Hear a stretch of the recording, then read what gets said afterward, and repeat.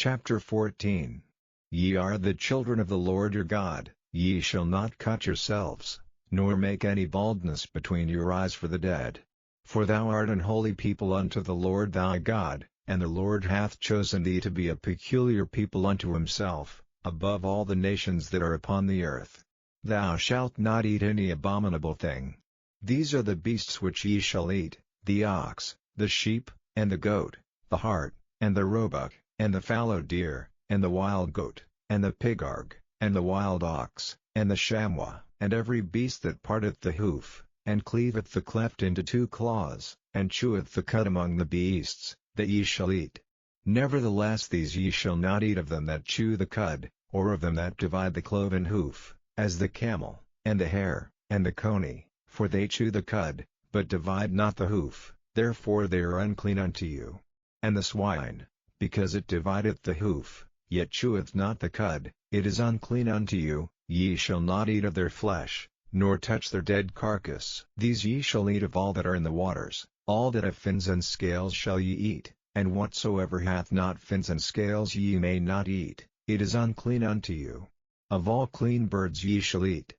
But these are they of which ye shall not eat, the eagle, and the ossifrage, and the osprey, and the glede, and the kite, and the vulture after his kind, and every raven after his kind, and the owl, and the nighthawk, and the cuckoo, and the hawk after his kind, the little owl, and the great owl, and the swan, and the pelican, and the gyre-eagle, and the cormorant, and the stork, and the heron after her kind, and the lapwing, and the bat. And every creeping thing that flieth is unclean unto you, they shall not be eaten.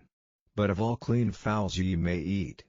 Ye shall not eat of anything that dieth of itself, thou shalt give it unto the stranger that is in thy gates, that he may eat it, or thou mayest sell it unto an alien, for thou art an holy people unto the Lord thy God. Thou shalt not see the kid in his mother's milk. Thou shalt truly tithe all the increase of thy seed, that the field bringeth forth year by year. And thou shalt eat before the Lord thy God, in the place which he shall choose to place his name there, the tithe of thy corn, of thy wine, and of thine oil, and the firstlings of thy herds and of thy flocks, that thou mayest learn to fear the Lord thy God always. And if the way be too long for thee, so that thou art not able to carry it, or if the place be too far from thee, which the Lord thy God shall choose to set his name there, when the Lord thy God hath blessed thee, then shalt thou turn it into money, and bind up the money in thine hand, and shalt go unto the place which the Lord thy God shall choose, and thou shalt bestow that money for whatsoever thy soul lusteth after,